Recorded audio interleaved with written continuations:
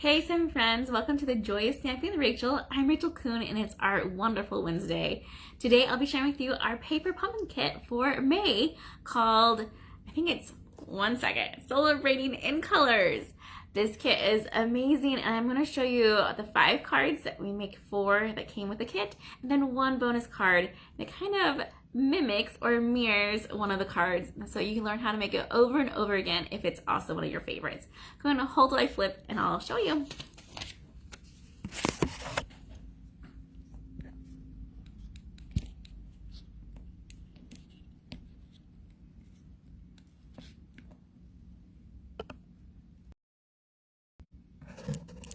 Alright, welcome. Hopefully you are here watching the replay or watching live. If you are, feel free to comment. I love to see your comments and to respond to the things you say and just be part of the dialogue in our making today. So it is a wonderful Wednesday, which means if you order today, May 25th, this is the last Wednesday of the month, using the hostess code for May, then I will send you the Wonderful Wednesday gift to make your Wednesday just a little bit more wonderful. I don't have it here, but it's the Resin Stars. I'm all out, so hopefully if someone orders today, I'll order some more and get those sent out to you guys in the mail. But for our creations, I'm going to feature the Paper Pumpkin Kit. This is an awesome subscription available through Stampin' Up. It comes once a month. Every month is different, and every month you get an ink, stamp set, and a kit to make. Your first month comes with a clear block, so that way if you don't have any, you'll have a way to attach your stamps to a clear block as well. It is a great deal. It's $23.50. That includes shipping and it is great because you can reuse that stamp set over and over again. This month featured the new in colors. So this is what the box looks like. I do want to open it just so I can show you the envelopes, and then underneath the box are the actual cards. And I'm not going to show you how to make these today, but just to show you a couple tips on how to make it. Stampin' Up! Does make their own quick video. I want to say it's like a 3-minute video of how to assemble this kit. They also come with amazing directions. So if you have any questions, these and that video will help you out as far as getting that kit made. Today though, I'm going to show you a couple of tips. And I want to show you how I took one of my favorite designs from this one and we're able to recreate it using items I had in my craft room already. All right, let me show you each card and how really fun and cool it is. So they have the different ink colors on each card they're featuring, and it's kind of like this cool watercolor look. This was the stamp set. Let me show that to you because you see it. That came with it. Has a giant happy, has a giant U, the splats, the for you, and these 4 different sayings that you can interchange with whatever you want. I had a great downline and friend who made hers mostly happy birthday by grabbing a birthday from another set, or a thank you and grab the thank from another stamp set as well. So it's up to you what and how you want to make these cards. There's different choices, but this one features the Parakeet Party, which is that awesome green. I love this one. As you can tell, there are some that are horizontal and more vertical.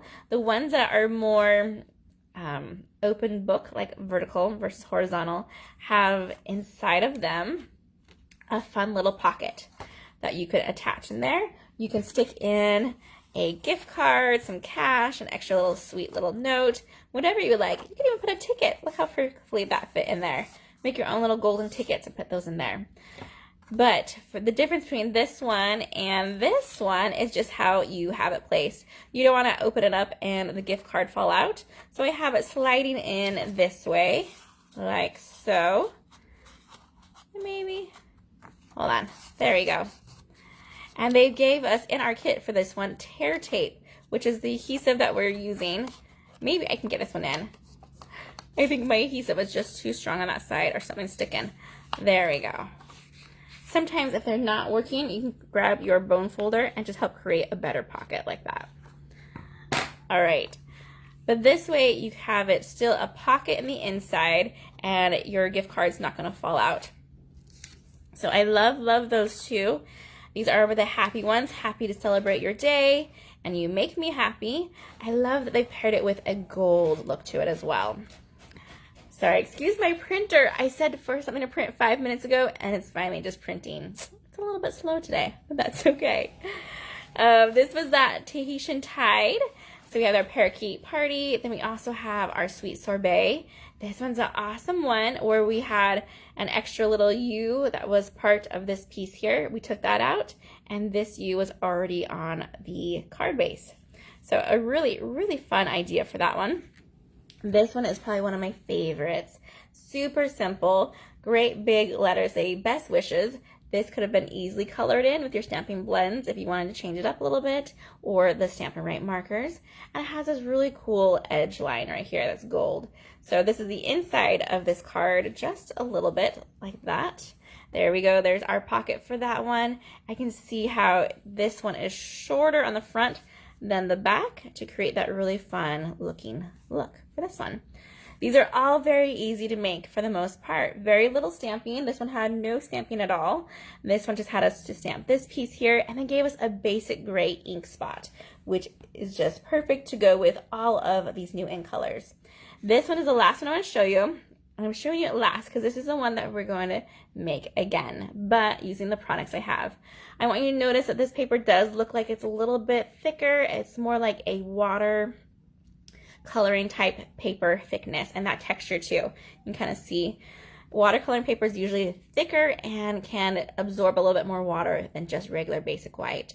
However, this just gives that look that it's been watercolored. Watercoloring is great and super fun, but also takes a little bit more time and effort. So we're not going to watercolor today, but we are going to use our blending brush. Let me go ahead and show you the card that we're going to make and kind of compare it to you and kind of show you my thought process as how this all went down.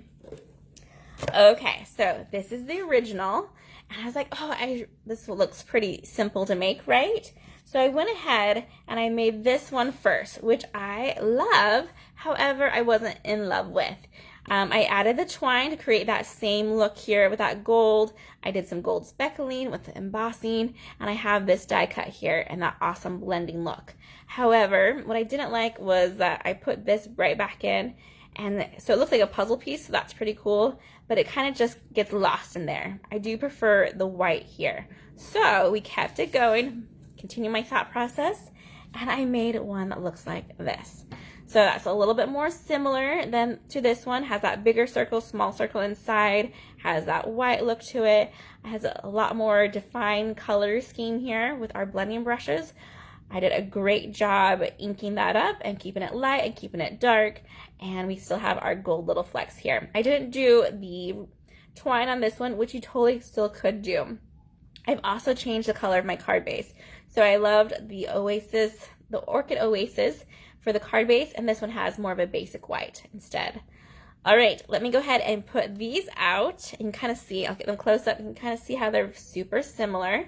And we'll set that on aside, and I'll show you how to make this card today using things from my craft room.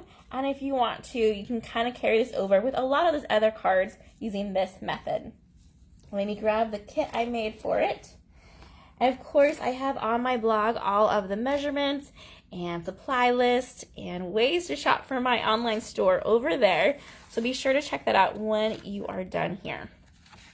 All right, like I said, I have our regular card base, but it measures at that 5.5 by 8.5, scored at the 4 1/4, and that's in the Orchid Oasis. I love this color, super pretty. This one we won't need right away, so we'll set that aside. I'll keep our card in view. Then what I had was a piece of basic white. Let me put these pieces back in so you can kind of see how it all went down. This is just a 4 by 5 1/4, and to make this piece here, and I grabbed my brand new stylish shape dies, which I'm in love with, and I die cut out that large circle first. So let me grab them too so you can kind of see how it worked. Here are these dies. If you don't have these yet, put them on your wish list. They come with the different flagged in banners and sizes, the squares and the circles, and they're double stitched. So when you cut it out once, it stitches on the outside of where you were and on the shape itself. So it's pretty awesome. might be just my new favorite dies from the whole new catalog. Okay, so, oh, I was supposed to grab those out, huh? So first what I did was I die cut out just that large shape there. Then we were able to remove the circle, set that one aside, and I grabbed my second, or this would be now our third, because there was one bigger in here. So I have my first biggest, my second largest, and now this is my third largest. And sometimes that's how you'll see me refer to them on my blog, just as a size reference. Mostly just depends on what size you want to stamp inside to determine which ones you'll use. So that is flexible. Then I went ahead and I put this over the circle, still using it from the same piece here, so I'm not wasting anything. And then I was able to die cut this out, have this cool circle frame now left over, and can use that for another project later on. And I have the piece that we're going to stamp on here in just a little bit. Okay. So that's how that worked using my Stampin' Cut emboss machine. And let me go ahead and now show you how we make this really cool, cool looking blending watercolor look. The other piece you'll need is a piece of cardstock. This is just some retired cardstock. I think it's Purple Posy. I measured it at 1/4 of a sheet of cardstock. So that's 4 1/4 by 5 1/2. And I'm just using it to give myself some edges. You can kind of see where I've worked on it already for a point of reference. And I'm suggesting you do this first because this will take some time just to dry before we do our heat embossing. I have my Orchid Oasis. I'm going to go ahead and open up that ink pad. And we're going to grab our blending brush. This is a great tool that everyone should have in their craft room. Here's mine. Love, love it. It is amazing. Let me see if I can get a focus on it. There we go. You can see where it was once white on the brush bristles, and now I've changed the color here. This one is something that you can rinse off if you want and use another color. I usually keep one for every color family and then can use it when needed in whatever color I need. All right, so what we're gonna do is grab our piece here and we're gonna line it up to make it have our corner here overlapping our right side and our left side all the way. And you can have this moved as far as you want up or as low as you want. The spacing is up to you. I'm gonna go right about there. It's right where my circle meets. So I want this whole bottom part being completely dark. And all I'm gonna do is take my ink and I'm gonna tap this in and I'm gonna hold this down. If you can't hold your paper down very well, grab a Post-it note or a weight or something like that. This one I'm gonna get really dark. Usually I'll do like a tap off. Let me move this over so I'm not crossing myself. But today we're gonna go really dark first so I'm not doing any tapping off. You do wanna make sure you have a grid piece of paper or a scrap underneath it so that way you can make a mess and just throw it away and not make a mess on your actual work spot. Okay, again, I'm just tapping on my ink and getting the color I want. And basically, I want this one as dark as possible. This is my bottom layer. We're starting at the very bottom and working our way up. I love how I honestly could change any of my basic whites to any ink color that I have.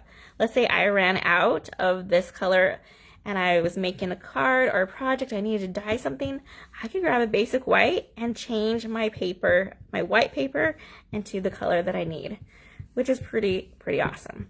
All right, that is looking really, really pretty. What do you guys think? Looks pretty good, nice and dark. All right, now we'll just move this aside a little bit and we're going to turn our piece and we're gonna move it up. So I want another line and I'm gonna move this up just about here. We're gonna have it cross over, let's see. Yeah, we're gonna have it just about, and if you want, you can use your grid sheet to say like 3 squares up on this side and a little bit on this side. I want it to overlap just a little bit. This time, we are not going as dark. So if you are fearful of how dark you're gonna go, you could always tap off first and then just do very light blending. The main thing for this one is we want to create those edges here. So make sure you get your little white spot over there. We just want to make this spot right here along our edge to where our color will need to be. We're just doing a very soft layer. And we can go back over the dark layer because that one already has as dark as we need it to go, and it won't go any darker. So it's okay if we go over it again. All right, we'll lift that up, and now we have that really cool second line here. Let me show you how that looks so far. Loving that already. Let's add one more. Again, using our piece of cardstock. We're gonna move this one over. We want to cross over a little bit of that line again, but create a whole nother line up here. I'm gonna go ahead and grab my blending brush, ink it up, and do, again, very lightly on this top part here. Working mostly along that line to create another line.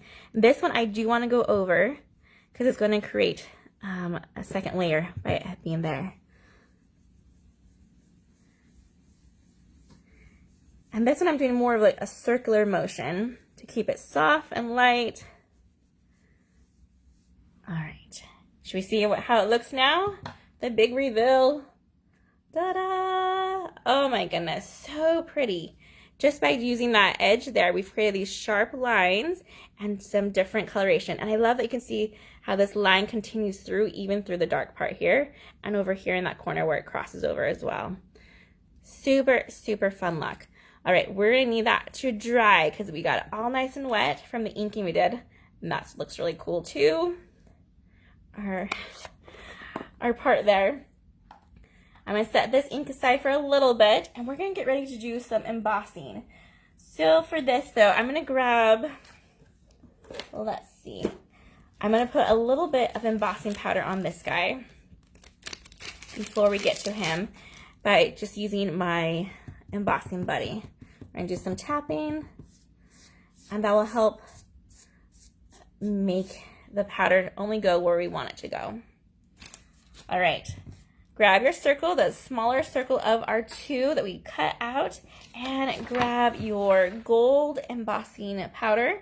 This is, you can see, this is an old one. Look how old that label is, but it's because it lasts forever. This is my gold embossing powder.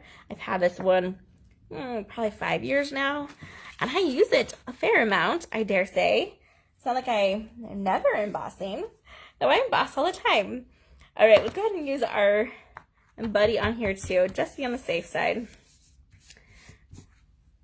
Grab your Versamark, and we're gonna get loud in here in just a minute, but I did want to show you this today. I know sometimes I do this step beforehand, but this is a good one to show.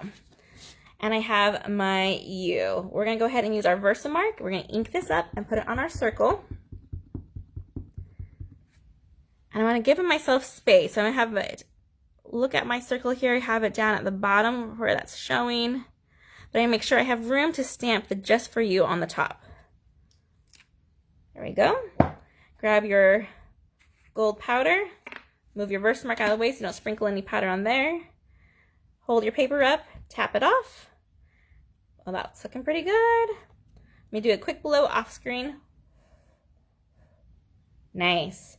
Okay, if you have any extra little speckles that are floating by, grab a brush, like a painting brush. Hold on a second.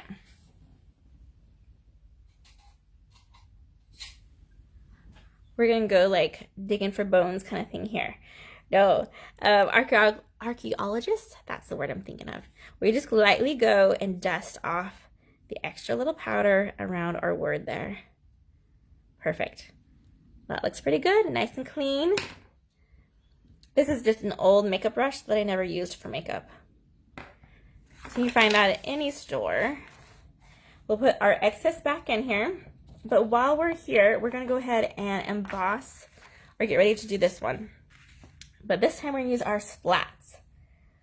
So there's this cool looking splat look that came with our paper pumpkin kit this month. We're going to stamp it 3 times, one on the top, one on the side, turn it so it looks like a little bit variation, and one down here below. Grab the gold powder, just go over it lightly, tap off. Oh, you see, it wasn't quite dry, so we'll see what we can do. Oh, that one looks good though. And this one's up here. Okay, so that one, you see how clustered looks? Let me see if a quick blow will fix that one. Not really. So our other choice to do is we can go through it with our brush and brush off some super carefully, or brush it all over off and start again on that one spot. I'm just going to do some careful brushing. This is a splat, so it doesn't have to be perfect. It's mostly just like a speckle of gold. So I can get away with it. If it's the letters, those need to be definitely better looking. You don't want those to have crazy halos. Okay, that looks pretty good. If I wasn't so much in a hurry, I could have used my heating tool on that paper to help dry my ink that I put on there from my blending brush, and that would have helped as well. It's just collecting to that wet spot from the ink. All right, let's grab our heating tool and go ahead and heat up our U.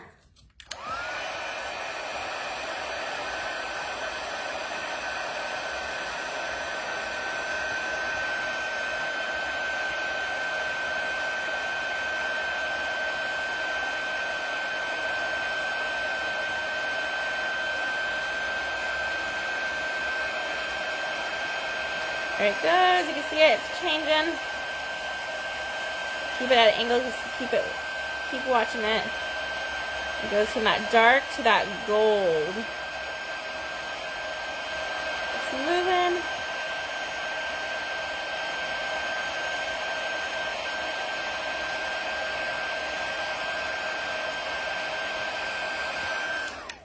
Super pretty. Look at that. Gorgeous gold, just gold there. And you can tell that it's done by when it goes from that dark to that gold finish there. And it's been melted.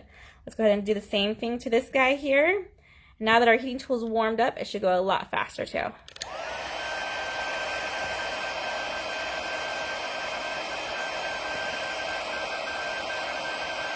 And make sure you can see it focus on there. There you go. See? It's that one.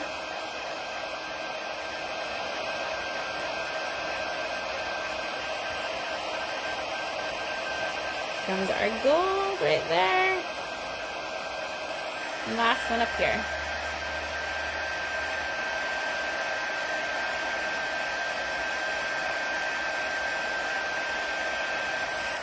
I tell you, it's just magic. Look how cool that looks after it's been melted.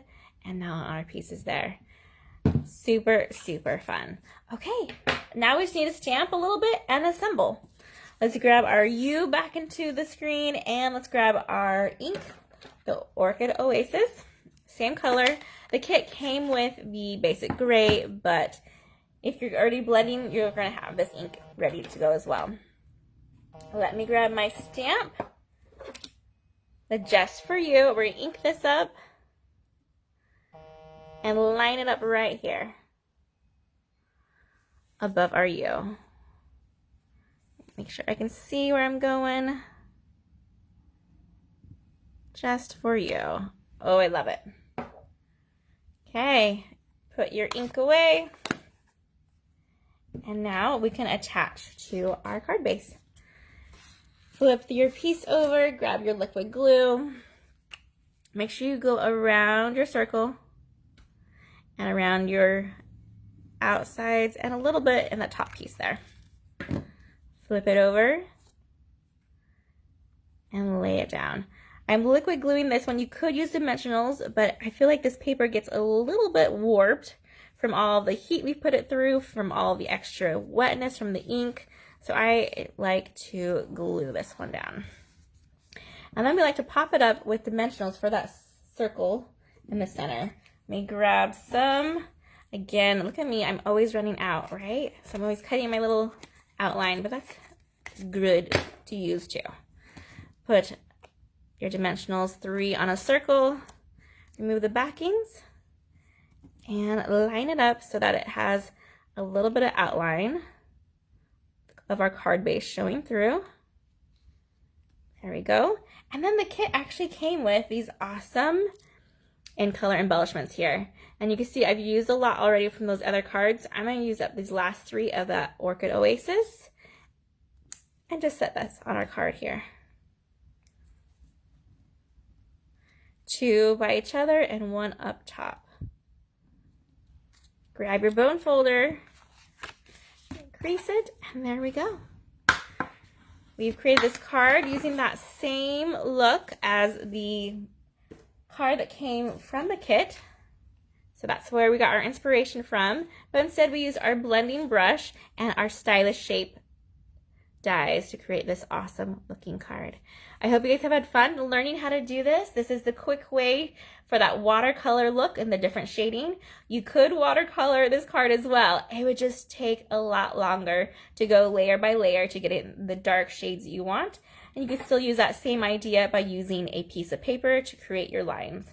All right, you guys, have a wonderful day and happy stamping, everyone. Goodbye.